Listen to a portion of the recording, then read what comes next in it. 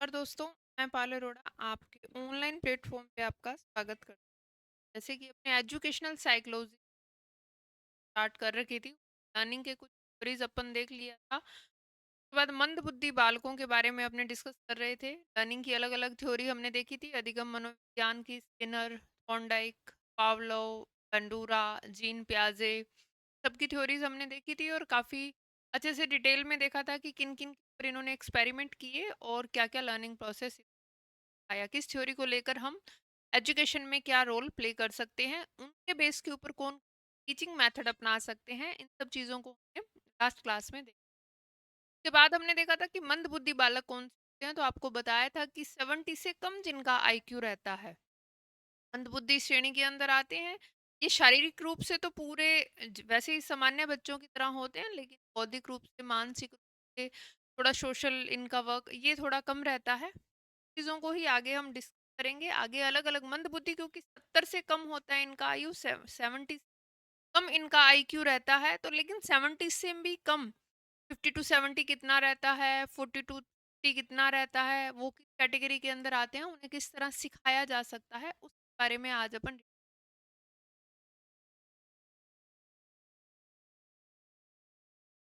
शिक्षा मनोविज्ञान का बेस पढ़ा था हमने कि शिक्षा मनोविज्ञान क्या है। फिर इसकी थ्योरीज हमने अलग अलग पढ़ ली थी, कौन कौन सी थ्योरीज हैं इसके अंदर। तो हमने थॉर्नडाइक का थ्योरी देखा था, पावलोव की देखी शास्त्रीय अनुबंधन, ऑपरेट कंडीशन, बीएफ स्किनर को देखा था। इसके बाद हमने जीन प्याजे की थ्योरी चार देखे थे, अधिगम का किया था, सामाजिक अधिगम, बंडूरा की थ्योरी देखी थी, बोबोडोल पर इन्होंने एक्सपेरिमेंट किए थे। फिर सभी थ्योरीज जो थी, सभी जितनी भी थ्योरी थी उन सबको एग्रीगेट देखा था कि वो कोर्ट में हम देख सकते हैं कि किस तरह क्या बताते हैं। थॉर्नडाइक की थ्योरी, पावलोव की, स्किनर, प्याजे, बंडूरा और कॉलर। अंतर्दृष्टि का आपको इस सिद्धांत को डिटेल में बताया था कि समझ पर आधारित होती है, बंडूरा का बताया था। जीन प्याजे संज्ञानात्मक, ये अलग बेस के ऊपर रहे थे, ये अलग ये इसको लेकर जाते हैं, सब बताया था आपको। मंद बुद्धि बालक देख रहे थे कि मंद बुद्धि मेंटली रिटार्डेड बालक कौन से होते हैं, उनके बारे में हमने देखना था। आपको बताया था कि इनके जो बौद्धिक लक्षण, इनका जो सामाजिक व्यवहार और इनका जो शिक्षा ग्रहण करने की क्षमता होती है वो थोड़ा सीमित होती है, लिमिटेड एरिया के अंदर ही ये अपना एफर्ट लगा सकते हैं, ज़्यादा नहीं एफर्ट लगा सकते अपना, क्योंकि इनका आईक्यू आपको बताया है कि 70 से कम रहता है।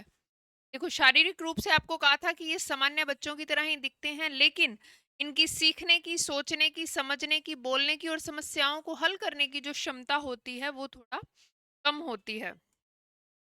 फिर मंद बुद्धि के हमने बालकों के लक्षण देख लिए थे कि बौद्धिक लक्षण कौन से हैं, शैक्षिक लक्षण कौन से हैं, सामाजिक लक्षण, व्यवहारिक लक्षण, इन सबको हमने डिटेल में देखा था।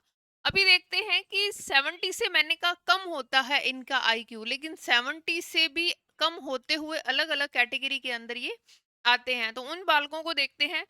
हल्का मंदबुद्धि माइल्ड बालक कौन सा होगा, 50 टू 70 के बीच में है, जिसका आईक्यू मतलब उन्हें कुछ सिखाया जा सकता है, कहने का इसकी साधारण कार्य कर सकता है और पढ़ना लिखना भी वो सीख सकता है, लेकिन स्पेशल टीचर उनके लिए रखने पड़ेंगे, जो एक काउंसलर उनके लिए रखना पड़ेगा और उन चीज़ों को जो समझ पाए, उनका जो ट्रीटमेंट साथ में कर पाए, ऐसे टीचर को विशेष अध्यापक जिनको बोलते हैं, जैसे विशेष बच्चे विद्यार्थी होते हैं उसी तरह विशेष अध्यापक, स्पेशल बीएड वगैरह की जाती है, इसके लिए अलग ट्रेनिंग दी जाती है टीचर्स को, डीफ एंड डम बच्चों को पढ़ाने के लिए, और जो जो स्पेशल चाइल्ड है, मंद बुद्धि बालकों को पढ़ाने के लिए अलग ट्रेनिंग दी जाती है।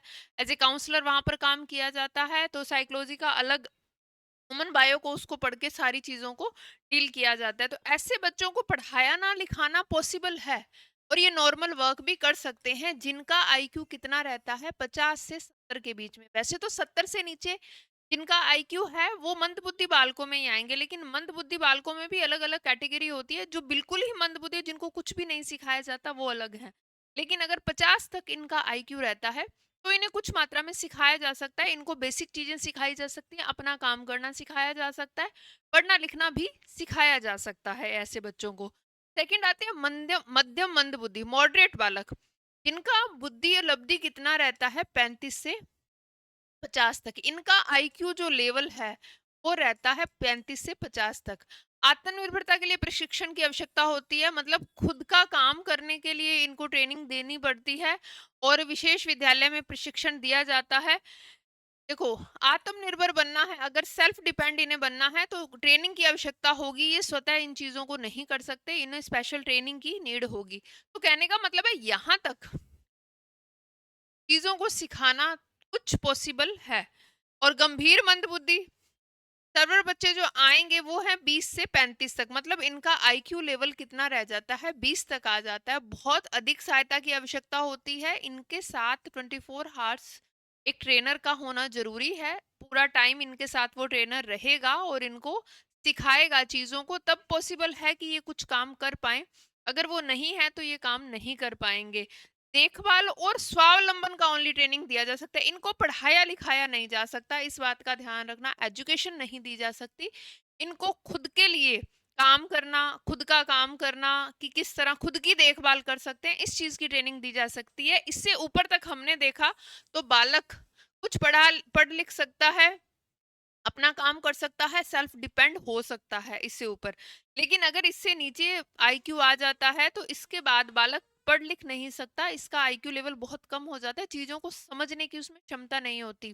वो अपने काम जरूर खुद कर सकता है, उसे ये ट्रेनिंग दी जा सकती है, खुद की देखभाल कर सकता है। लेकिन अगर 35 से भी नीचे आ जाए, 20 तक हम आ जाएं, 20 तक अगर आईक्यू लेवल है तो पूरी तरह से दूसरों के ऊपर वो बालक डिपेंड रहते हैं। ऐसे मंदबुद्धि प्रोफाउंड जो बच्चे होते हैं उनको केवल देखभाल और बुनियादी कौशल की जरूरत होती है, दूसरे ही उनकी देखभाल करेंगे। वो स्वतः कोई काम नहीं कर सकते, उनका जो मेंटल लेवल है वो इतना डेवलप ही नहीं हो पाता कि चीज समझ पाए। तो मंद बुद्धि जो बालक होते हैं उनके अंदर भी अलग अलग चीजें हैं। मंद बुद्धि सीधा कह दिया कि 70 से कम सारे बालक मंद बुद्धि है, नहीं। 70 से कम मंद बुद्धि बालक हैं, लेकिन उन मंद बुद्धि बालकों में भी अलग अलग कैटेगरी आती है। 70 टू 50 कुछ सिखाया जा सकता है। फिर हम बात करें 50 टू 35 भी कुछ सिखाया जा सकता है। लेकिन 35 टू 20 तक अगर हम आए तो वहां पर एक परमानेंट बंदे को साथ में रहना पड़ेगा, एक ट्रेनर को साथ में रहना पड़ेगा, तब वो अपना काम करना सीख सकता है बालक। और इससे नीचे अगर जाता है, 20 से भी कम अगर आईक्यू लेवल जाता है, तो वो बालक कुछ भी नहीं सीख सकता, वो पूर्णतः दूसरों के ऊपर ही निर्भर होगा, पूर्णतः डिपेंड ही रहेगा। फिर से एक बार इसको थोड़ा सा अच्छे से देख लें कि क्या है अलग अलग आईक्यू लेवल का, इस चीज को ध्यान रखना जरूरी है। तो सबसे पहला, हल्के मंदबुद्धि बालक की बात करें, हल्का मंदबुद्धि बालक 50 से 70 रहेगा, मध्यम मंदबुद्धि बालक 35 से 50 रहेगा। गंभीर मंदबुद्धि है, मतलब जिसको सिखाना किसी ट्रेनर के द्वारा है। और गंभीरतम मंदबुद्धि जिसको हम बोलते हैं, प्रोफाउंड बच्चे होते हैं, वो पूरी तरह से दूसरों के ऊपर डिपेंड रहते हैं। इनके लिए परमानेंट एक पर्सन की नीड है जो इनको ध्यान रखेगा, चाहे वो फैमिली के अंदर हो। ट्रेनर यहाँ पर इतना कुछ नहीं सिखा सकता, देखभाल ही कर सकते हैं उसकी, यहाँ पर कुछ सिखाया नहीं जा सकता। यहाँ पर अपनी देखभाल करना सिखाया जा सकता है विद ट्रेनर, कि एक ट्रेनर होगा वो सिखा सकता है। लेकिन इससे नीचे अगर आ जाती है तो वहां पर कुछ सिखाया नहीं सकता। ये दो कैटेगरी है, वहां पर हम एजुकेशन दे सकते हैं, वो भी थोड़ा बहुत एजुकेशन, ये नहीं कि हाँ सेल्फ डिपेंड हो सकता है, इतना एजुकेशन दे सकते हैं, खुद के काम कर सकता है, खुद के लिए कुछ कर सकता है, इतना एजुकेशन दे सकते हैं। लेकिन इससे नीचे अगर 35 से नीचे अगर आ जाता है बालक अपना आईक्यू लेवल के अंदर, तो बालक को कुछ नहीं सिखाया जा सकता। सोसाइटी बेस के ऊपर खुद का काम वो कर ले, इतना काफी है। और यहाँ पर खुद का काम भी दूसरों की सहायता से करेगा, यहाँ पर दूसरों की सहायता से काम किया जा सकता है, और यहाँ पर तो काम किया ही नहीं जा सकता।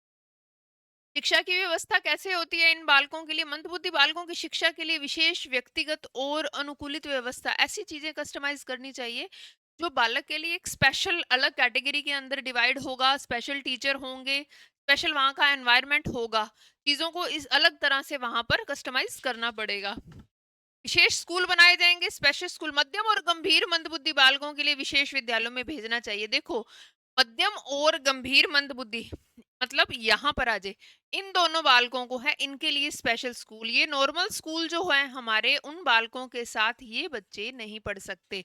ये जो है बच्चे, ये नॉर्मल बच्चों के साथ पढ़ सकते हैं, लेकिन इसके अलावा नहीं पढ़ सकते। देखो, इन बच्चों को फिर भी पढ़ाया जा सकता है नॉर्मल बच्चों के साथ, स्कूल जो नॉर्मल है वहां पर पढ़ाया जाएगा, लेकिन मध्यम और गंभीर मंदबुद्धि के जो बालक हैं उनके लिए स्पेशल स्कूल की व्यवस्था की जाए। तो यहाँ पर विशेष विद्यालय बनाए जाएंगे बच्चों के लिए। विशेष यहाँ प्रशिक्षित शिक्षक होते हैं जो विशेष तकनीकों का प्रयोग करते हैं। ऐसी टेक्नोलॉजी का प्रयोग किया जाना जाएगा, ऐसी टेक्नोलॉजी का प्रयोग किया जाएगा जो चीज़ों को बालकों को समझा सकें। नॉर्मल किताबों से नहीं पढ़ाया जाएगा उन्हें, उनके लिए कुछ मेथड अलग-अलग यूज़ किए जाएँगे जिसके द्वारा प्लेइंग मेथड ज़्यादा यूज़ किया जाएगा, कुछ कहानी के द्वारा, कुछ स्टोरीज़ के द्वारा बच्चों को चीज़ें सिखाई जाएँगी। उनकी बुक्स भी इस तरह बाय पिक्चराइज़ेशन होंगी ताकि वो इंटरेस्टेड हों बच्चों के लिए, बच्चा उसमें इंटरेस्ट ले सके। सामान्य बच्चों को आप पढ़ा सकते हो, लेकिन जो मंदबुद्धि बालक हैं उनके लिए अलग-अलग टेक्निक और स्पेशल ट्रेन्ड टीचर ही यूज़ होंगे वहाँ पर, क्योंकि स्पेशल स्कूल के अंदर स्पेशल टीचर ही रखे जाते हैं जो एज ए काउंसलर भी काम करेंगे, एज ए टीचर भी काम करेंगे, एज ए फ्रेंड भी काम करेंगे। वो इस तरह बच्चे को सेटअप करते हैं। और व्यक्तिगत गति से शिक्षा देने की व्यवस्था, जिस गति से, जिस स्पीड से बालक सीखता है, क्योंकि मंदबुद्धि बालक है तो उसकी सीखने की जो गति है वो धीमी रहती है। अगर सामान्य स्कूल के अंदर जो स्पेशल स्कूल के अंदर उन्हें ना भेजा जाए और सामान्य विद्यालय में ही उन्हें भेज दिया जाए, तो जो बाकी बच्चे हैं वो अलग स्पीड से सीखेंगे, और ये बच्चों की सीखने की जो गति होती है काफी धीमी होती है, कम गति से सीख पाते हैं, ये जल्दी जल्दी चीजों को सीख नहीं पाते, इन्हें टाइम लगता है। तो ऐसे स्कूल के अंदर धीमी गति से सिखाया जाता है बालकों को, बालक की स्पीड जो है उसी गति से बालक सीखता जाएगा। तो इनका जो करिकुलम होता है वो भी अलग स्ट्रक्चर का बनाया जाता है। ये नहीं है कि जो सामान्य स्कूल हैं, विद्यालय हैं, उनमें जो करिकुलम होगा, उनमें जो सिलेबस होगा, उसके अकॉर्डिंग इनकी स्टडी नहीं करवाई जाती। इनके लिए स्पेशल व्यवस्था की जाती है। इंक्लूसिव एजुकेशन, हल्के मंदबुद्धि जो बालक हैं, देखो कौन से मंदबुद्धि बालक, ये वाला मैंने आपको बताया था, ये हल्के मंदबुद्धि बालक हैं। तो इनके लिए समावेशी विद्यालयों का कॉन्सेप्ट सरकार के द्वारा रखा गया है। समावेशी विद्यालय होते हैं, इंक्लूसिव एजुकेशन दी जाती है इन स्कूलों के अंदर, समावेशी शिक्षा दी जाती है। तो ऐसे बच्चों को सामान्य बच्चों के साथ पढ़ाकर कुछ टेक्नोलॉजी का यूज करके पढ़ाया जाता है। समावेशी शिक्षा, हल्के मंदबुद्धि बच्चों को सामान्य विद्यालय में पढ़ाया जा सकता है, लेकिन उनके लिए विशेष शिक्षक, रिसोर्स टीचर और विशेष शिक्षा कार्यक्रम भी होना चाहिए।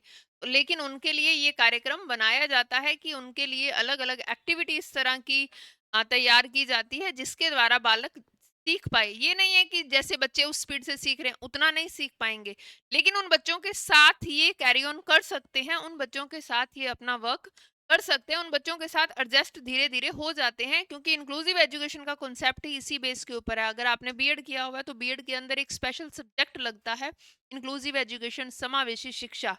उसके अंदर आपने देखा होगा कि मंदबुद्धि बालकों को साथ में लेकर पढ़ाया जाता है, समस्यात्मक बालकों को साथ में लेकर पढ़ाया जाता है, स्पेशल स्कूल का भी उसके अंदर आपने कॉन्सेप्ट देखा होगा।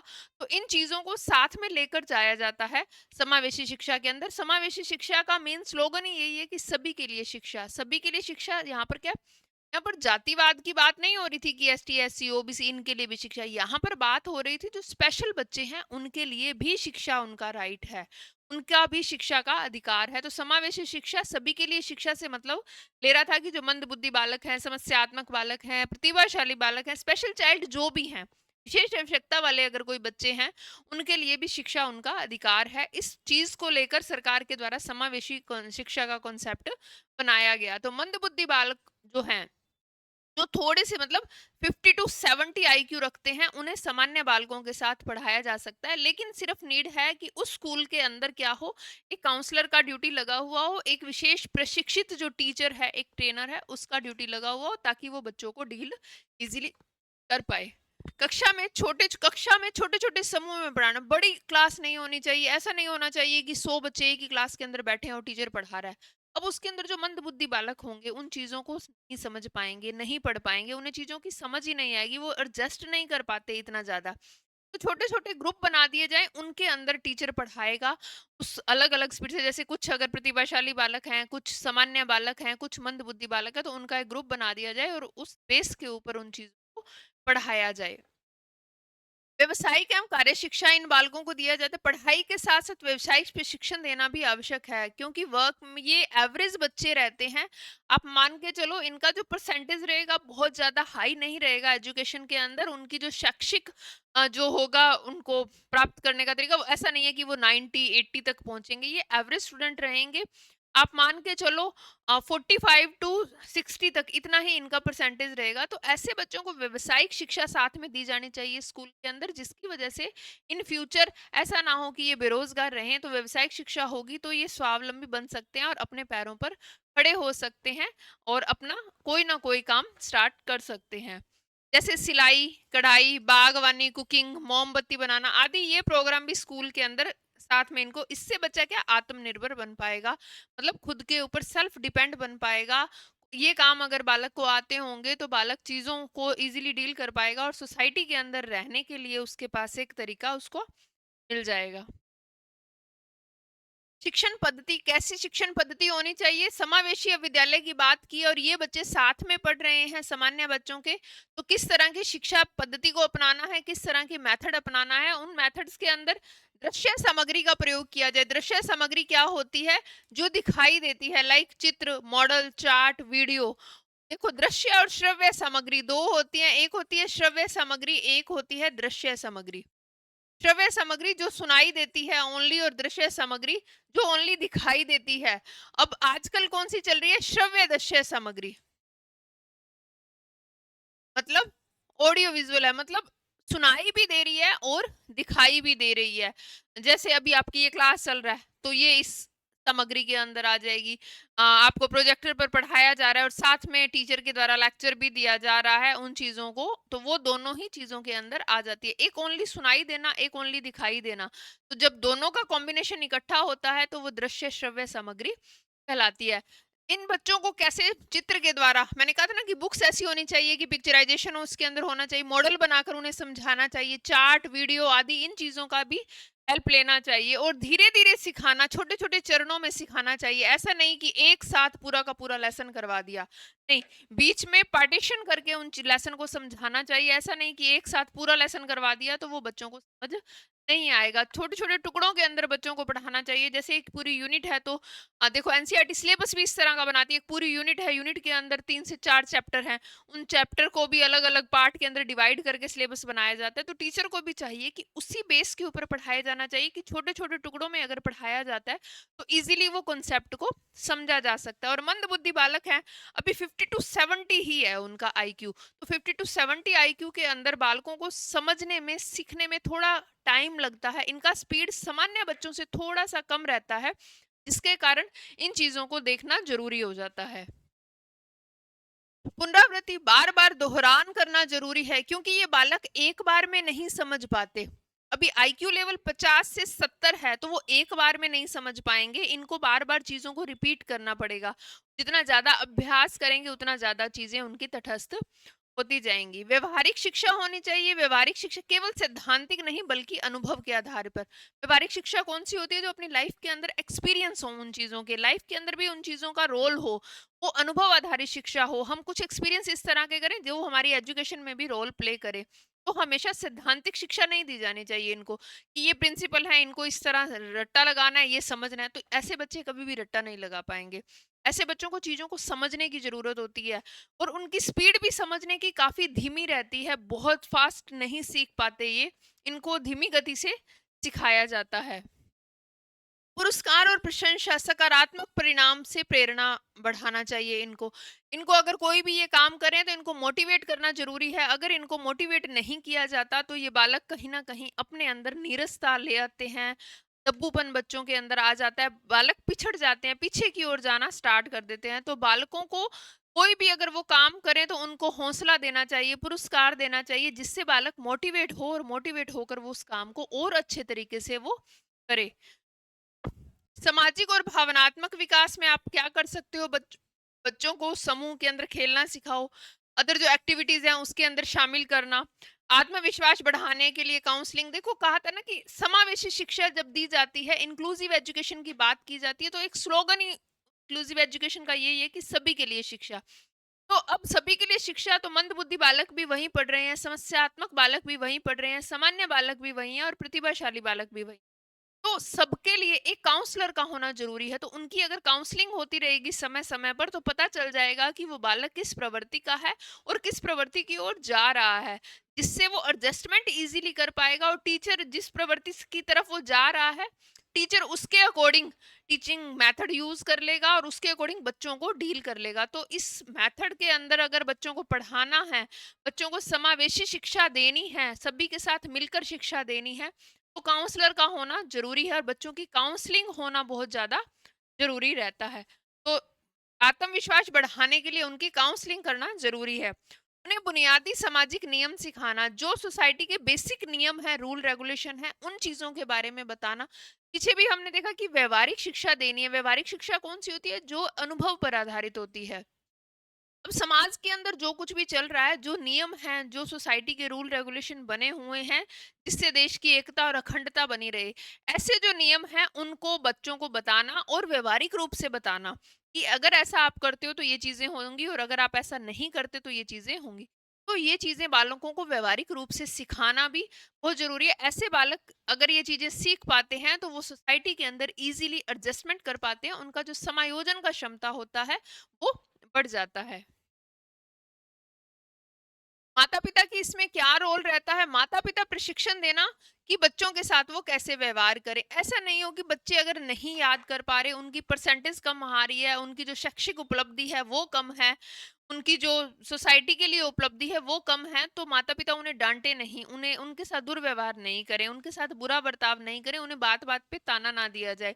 तो ऐसे बच्चों को चाहिए कि उनके जो माता-पिता हैं उनके साथ कोऑपरेटिव रहें, थोड़ा उनको समझें और उनको माता-पिता को भी इस चीज़ के व्यवहार के लिए ट्रेनिंग दी जानी ज़रूरी है कि ऐसे बच्चों के साथ किस तरह का बिहेव किया जाए। आपने मेंटल डिसऑर्डर कई देखे होंगे आजकल, अपन देखते हैं तो हमारे मूवीज़ के अंदर काफ़ी ये मेंटल डिसऑर्डर के बारे में बताया जाता है।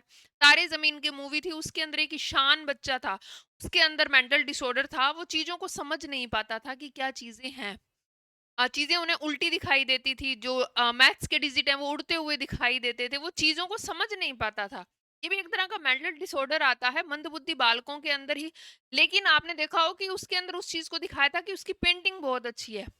अगर उस चीज़ के लिए उसको मोटिवेट किया गया था, बाद में एज़ ए टीचर वहाँ पर, जो वहाँ का मेन आमिर खान जो थे वो एज़ ए टीचर वहाँ पर आए और उन चीज़ों को काफ़ी अच्छे से डील किया, एज़ ए काउंसलर उन्होंने डील किया। तो वो चीज़ें होती हैं कि अगर टीचर को इस तरह की ट्रेनिंग दी जाए, पेरेंट्स को इस तरह की ट्रेनिंग दी जाए, तो बच्चे काफ़ी ज़्यादा इन चीज़ों से निकल सकते हैं और अपनी जो प्रतिभा है उनके अंदर उन चीज़ों को हार सकते हैं। तो ये चीज़ें बाहर आ जाएँगी कि बालक के अंदर एक्चुअल क्या पावर है, क्या बच्चे को नीड है और किस लाइन के अंदर बच्चे ने जाना है। तो मंदबुद्धि बालक ऐसे नहीं है कि बालक कुछ सीख नहीं पाते, इनकी स्पीड थोड़ा कम होती है, सामान्य बालकों की तरह नहीं सीख पाते।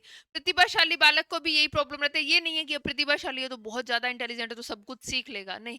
उनको भी प्रॉब्लम रहती है कि उनकी स्पीड एक एक्सेस होती है जिसके कारण भी वो एडजस्ट नहीं कर पाते। मंदबुद्धि बालकों की ये प्रॉब्लम रहती है कि उनकी जो सीखने की गति होती है वो थोड़ा धीमी रहती है, वो स्पीड थोड़ा कम होती है, जिसके कारण वो चीजों को सीख नहीं पाते, जल्दी से नहीं सीख पाते। उन्हें समझने की ज़रूरत होती है, उन्हें काउंसलिंग की नीड होती है, उन्हें चीज़ों को व्यवहारात्मक रूप से समझने की ज़रूरत होती है।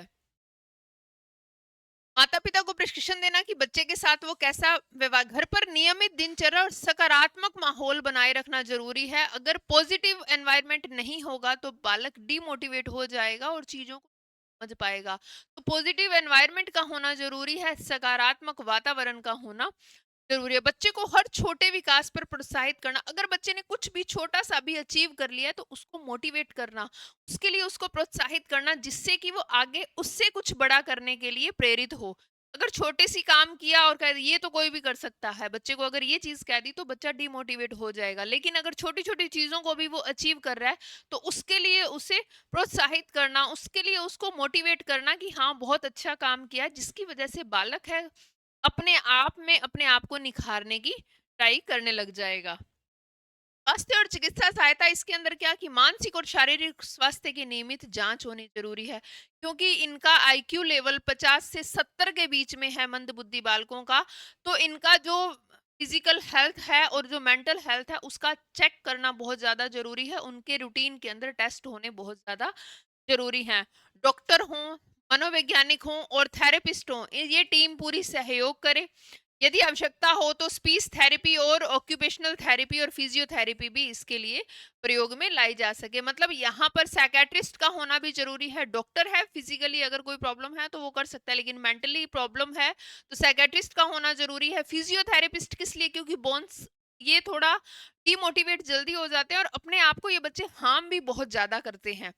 आप बहुत जल्दी डीमोटिवेट होंगे तो अपने आप को हार्म भी कर लेते हैं ऐसे बच्चे, क्योंकि उन्हें कहीं कोई रास्ता नहीं दिखाई देता तो वो फ्रस्ट्रेट हो जाते हैं। बहुत ज्यादा इनमें हीनता की भावना जल्दी आ जाती है। तो ऐसे बच्चों के लिए जो स्कूल है और जो घर है, इस तरह का माहौल होना चाहिए कि बालकों के आसपास उनके लिए डॉक्टर, मनोवैज्ञानिक और थेरेपिस्ट की टीम ऑलवेज सहयोग करे। और अगर नीड हो तो स्पीच थेरेपी, ऑक्यूपेशनल थेरेपी और फिजियोथेरेपी का भी यूज किया जाए। स्पीच थेरेपी मतलब आपस में बात करके उनको उन चीजों का ज्ञान लेना कि क्या प्रॉब्लम है। अभी कोई बच्चे में अग्रेशन आ गया है तो वो अग्रेशन किस रीजन से आया है, उसके पीछे की क्या रीजन है, उन चीजों का जानकारी लेना, वो सारी इनके अंदर आ जाती है। मंदबुद्धि बालक भी समाज का महत्वपूर्ण हिस्सा होते हैं। उन्हें उचित प्रेम, सहानुभूति और विशेष शिक्षा प्रदान करके आत्मनिर्भर और समाज उपयोगी बनाया जा सकता है। ऐसा नहीं है, समावेशी शिक्षा का कॉन्सेप्ट भी इन्हीं मंदबुद्धि बालकों के लिए ही आया था कि उन्हें भी सामान्य शिक्षा दी जा सके, वो भी समाज का एक हिस्सा बन सके। ऐसा नहीं होना कि भाई ठीक है भाई, उसे समझ नहीं आता, वो पढ़ाई में उसकी जो एजुकेशनल अचीवमेंट है वो ज्यादा नहीं है तो उन्हें डिमोटिवेट कर दिया जाए। नहीं, उन्हें भी सामान्य बच्चों के साथ पढ़ने का पूरा राइट है, जितना कि सामान्य बच्चों को। जैसे अब आरटी के अंदर में निःशुल्क शिक्षा का अधिकार मिला हुआ है ना, निःशुल्क अनिवार्य शिक्षा का अधिकार मिला हुआ है, तो उसके अंदर समावेशी शिक्षा का भी कॉन्सेप्ट है। समावेशी शिक्षा के अंदर ये सारे बालक आते हैं कि इन्हें भी उतना ही शिक्षा लेने का राइट है जितना कि एक सामान्य बालकों को, जो इसका 90 से 110 आईक्यू है, जितना राइट उसे शिक्षा लेने का है, उतना ही राइट ये 50 से 70 जिनका आईक्यू है उनको भी शिक्षा लेने का राइट है। सामान्य बच्चों की तरह उन्हें भी सम्मान और अवसर देना चाहिए, उन्हें भी मोटिवेट करना चाहिए। विशेष शिक्षा व्यवस्था, व्यवसायिक प्रशिक्षण, परिवार के सहयोग से ये बच्चे अपने जीवन में आत्मनिर्भर और सफल बन सकते हैं। इस चीज की जरूरत है कि स्पेशल एजुकेशन इन्हें दी जाए, उन्हें ट्रेनिंग इस तरह की दी जाए कि अपना वो बिजनेस कर सके। और परिवार की सबसे बड़ा रोल रहता है कि परिवार भी इसके अंदर पूरा सहयोग करे। अगर इन्हें किसी थेरेपिस्ट की जरूरत है, किसी टेक्निक की जरूरत है या किसी साइकेट्रिस्ट की जरूरत है, किसी डॉक्टर की जरूरत है, तो वो सुविधाएं प्रोवाइड करवाई जाए। मंदबुद्धि बालकों की शिक्षा का मुख्य उद्देश्य क्या है? कि उन्हें समाज में समायोजित करना, आत्मनिर्भर बनाना और उनकी छिपी हुई क्षमताओं को विकसित करना। तो मंदबुद्धि बालकों का मुख्य उद्देश्य उनको शिक्षित करने का मेन टारगेट रहता है कि वो बालक पिछड़े नहीं, समाज में एडजस्ट हो सके, आत्मनिर्भर बन सके और एक सामान्य जीवन जी सके। इस वजह से समावेशी शिक्षा का कॉन्सेप्ट लिया गया। इस वजह से मंदबुद्धि बालकों को शिक्षित करने का जो कॉन्सेप्ट है वो बताया गया। और बताया गया कि मंदबुद्धि बालकों को भी शिक्षित किया जा सकता है, लेकिन थोड़ी सी जो सुविधाएं हैं वो साथ में अगर प्रोवाइड करवा दी जाए, एज ए काउंसलर सुविधा प्रोवाइड, एक साइकेट्रिस्ट की, डॉक्टर की, परिवार के सहयोग की, उनके आत्मसम्मान की, उनको मोटिवेट करने की, इस तरह की अगर आसपास शिक्षा, इस पर सुविधाएं प्रोवाइड करवा दी जाएं तो ये बालक भी सामान्य जीवन जी सकते हैं और आत्मनिर्भर बन सकते हैं। और मैंने आपको बताया था कि मंदबुद्धि बालक, उनको समावेशी शिक्षा में एक आते हैं समस्यात्मक बालक, एक आते हैं प्रतिभाशाली बालक। ये तीन जो चाइल्ड होते हैं ये होते हैं स्पेशल बालक, पिछड़े बालक भी इसी के अंदर ही आते हैं। मंदबुद्धि बालक तो इनका तो आईक्यू लेवल कम है, मतलब 70 से कम है इनका आईक्यू लेवल। एक आते हैं समस्यात्मक बालक। क्लास में देखा होगा, नॉर्मली स्कूल के अंदर हम देखते हैं और क्लास के अंदर देखते हैं कि क्लास में सबसे पीछे पीछे डेस्क के ऊपर कुछ बच्चे बैठते हैं और वो हर टाइम कुछ ना कुछ तोड़फोड़ करनी है उन्होंने, कुछ ना कुछ इस तरह का क्रिएट करना है, अटेंशन जिससे उसको मिल जाए, अटेंशन लेने का काम करते हैं ये बच्चे। और क्लास के अंदर प्रॉब्लम ही क्रिएट करना इनका मेन टारगेट रहता है। कुछ बच्चे क्लास के अंदर इस तरह के होते हैं जो इंटेलिजेंट हैं तब टीचर को याद है, और कुछ बच्चे ऐसे होते हैं जो बहुत ज्यादा शरारती थे क्लास के अंदर और बहुत ज्यादा प्रॉब्लम क्रिएट करते थे क्लास के अंदर, तब भी उन बच्चों का भी टीचर्स को नाम याद रहता है। तो एक ना एक मेन फैक्टर इनके अंदर ये भी रहता है कि ये अटेंशन सीकर होते हैं, मतलब हर टाइम चीजों के लिए अटेंशन लेना, मतलब चाहे बुरे इफेक्ट में ही, चाहे नेगेटिव इफेक्ट में ही टीचर हमें हमारे ऊपर फोकस करे, ये प्रॉब्लम रहती है इनकी।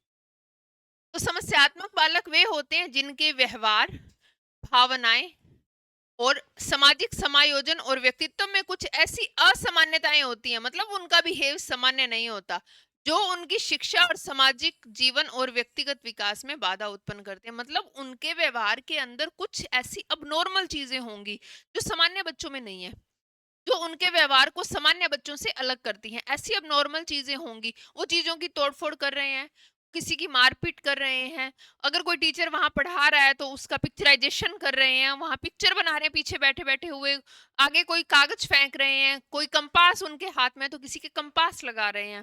तो ऐसी हरकतें करते हैं, जो मेन रीजन रहता है कि एक तो उन्हें शिक्षा पूरी तरह से प्राप्त नहीं हो पाती क्योंकि उनका दिमाग अलग चीजों के अंदर चलता, कुछ असामान्य हरकतें रहती हैं ऐसे बच्चों की।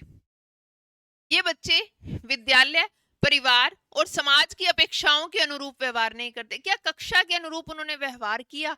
कि क्या कक्षा के अंदर डिसिप्लिन में नहीं रहना, क्या कक्षा के अंदर तोड़-फोड़ करनी, फर्नीचर को तोड़ना, अगर वहाँ चेयर है तो चेयर को तोड़ देना, टेबल है उनके पेच निकाल देना, पंखा है तो उनके पंखों के जो ताड़ियाँ हैं उनको टेढ़ा कर देना, कैमरे के ऊपर कोई कपड़ा लगा देना। तो इस तरह की हरकतें रहती हैं ऐसे बच्चों की।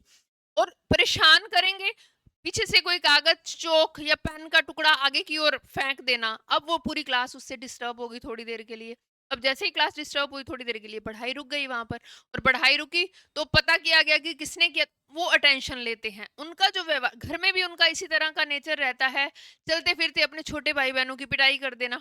अब पिटाई की तो क्या हुआ, वो मदर का जो ध्यान है वो उस बच्चे के ऊपर गया। मतलब अटेंशन लेने के लिए ये नेगेटिव फैक्ट में कुछ भी करते हैं समस्यात्मक बालक जो होते हैं। इनके अंदर कुछ प्रॉब्लमेटिक होती है, कहते हैं ना कि अंदर कोई इस तरह का स्प्रिंग फिट होता है कि बालक आराम से बैठता नहीं है। ये बच्चा कुछ ना कुछ शरारतें इसने करती रहना है और समाज विरोधी व्यवहार भी करेंगे। लेकिन ध्यान रखना, समस्यात्मक बालक करेगा नेगेटिव बिहेव ही, पॉजिटिव हरकतें नहीं करेगा कि जिससे अटेंशन मिले, करेगा ये नेगेटिव हरकतें ही जिससे अटेंशन मिले। मतलब डांट भी खाएगा, लेकिन टारगेट क्या है, डांट खा के भी मम्मी मेरी तरफ सपोर्ट कर रही है, टीचर मुझे सपोर्ट कर रहा है, मुझे डांट पड़ी है लेकिन स्पेशल दिख कौन रहा है, मैं दिख रहा हूँ। तो ये समस्यात्मक बालकों की सबसे बड़ी प्रॉब्लम रहती है। दूसरे शब्दों में कहें कि वह बालक जिसका व्यवहार लगातार नकारात्मक होता है, मैंने कहा ना कि करेगा ये बिहेव नकारात्मक ही, नेगेटिव बिहेव ही करेगा, अव्यवस्थित होता है, मतलब समाज में जो व्यवस्था चल रही है उससे अपोजिट चलेगा ये, और अनुचित होता है, गलत होता है। उचित होना ठीक, अनुचित होना गलत होना, तथा जिसके कारण उसके स्वयं के और दूसरों के जीवन में समस्या उत्पन्न होती है। खुद की लाइफ में तो प्रॉब्लम है ही, ये दूसरों की लाइफ में भी प्रॉब्लम क्रिएट करता है। मतलब इसने इस तरह का कोई कांड करना है कि जिससे दूसरों को भी परेशानी हो, इस तरह का इसका नेचर रहता है। तो ऐसे जो बालक होते हैं उन्हें हम कहते हैं समस्यात्मक बालक। से समस्यात्मक बालक देखो क्या होते हैं ये, देखो इनके व्यवहार में, इनकी फीलिंग्स में और इनके सामाजिक समायोजन में कुछ ऐसी बातें, मतलब इनका बिहेव तो अलग है, ये समाज से भी अलग रहते हैं कि समाज में नुकसान कैसे पहुंचाना है। बाहर कोई स्ट्रीट लाइट जग रही है तो उन्हें तोड़ना कैसे है हमने, ये नहीं है कि अगर लाइट नहीं है तो उसे लगाएं कैसे। इनके माइंड में कभी ये चीजें नहीं आएंगी, माइंड में इनकी चीजें आएंगी कि इनको तोड़ फोड़ कैसे करूं। अगर किसी हॉस्पिटल में गए हैं तो वहां पर जो स्ट्रेचर पड़ा है उनके टायर किस तरह मैं निकाल दूं, किसी को हार्म कैसे हो, किसी के कोई ड्रिप लग रही है तो उनको मैं छेड़ कैसे दूं। मतलब हर टाइम इन्होंने कोई ना कोई शरारत इनके दिमाग में चलती है। इनकी भावनाएं भी इस तरह की होती है, इनके इमोशन भी इस तरह के होते हैं कि किसी के लिए अच्छा नहीं, लेकिन मैं इसको हार्म कैसे कर दूं, इसके लिए बुरा कैसे कर दूं, ये दिमाग में इनके ज्यादा कॉन्सेप्ट चलता है। अब देखो दिमाग तो है इनमें, ऐसा बच्चे में आईक्यू होता है, ऐसा नहीं है कि ये मंद बुद्धि होते हैं, मंद बुद्धि नहीं होते, इनका आईक्यू लेवल अच्छा होता है, लेकिन इनका दिमाग कहाँ चलता है, उल्टे कामों में चलता है। मतलब नेगेटिव फैक्ट के अंदर इनका दिमाग ज्यादा चलता है। ऐसे व्यवहार करेंगे जो समाज विरोधी होंगे, ऐसे व्यवहार करेंगे जो परिवार विरोधी होंगे, ऐसे व्यवहार करेंगे जो शिक्षा से विरोधी होंगे। जहां पर तीनों जगह पर, या तो ये स्कूल में रहेंगे, घर में रहेंगे, समाज में रहेंगे, तीन जगह ही रह रहे हैं। कोई भी बच्चा है वो तीन जगह ही रहेगा। आज हम भी हैं, हम भी तीन जगह ही रहते हैं। तो या तो समाज में रह रहे हैं, या विद्यालय कॉलेज स्कूल वहां रह रहे हैं, या फिर घर में रह रहे हैं। तो इन तीनों जगह पर प्रॉब्लम कैसे क्रिएट हो, वहां पर प्रॉब्लम क्रिएट करके हम खुद को अटेंशन किस तरह दें, तो ऐसा व्यवहार इन बालकों का रहता है। ये होते हैं समस्यात्मक बालक। समस्यात्मक बालकों को आगे डिटेल के अंदर कल की क्लास में पढ़ेंगे। आज के लिए इतना ही। Thank you for the watching.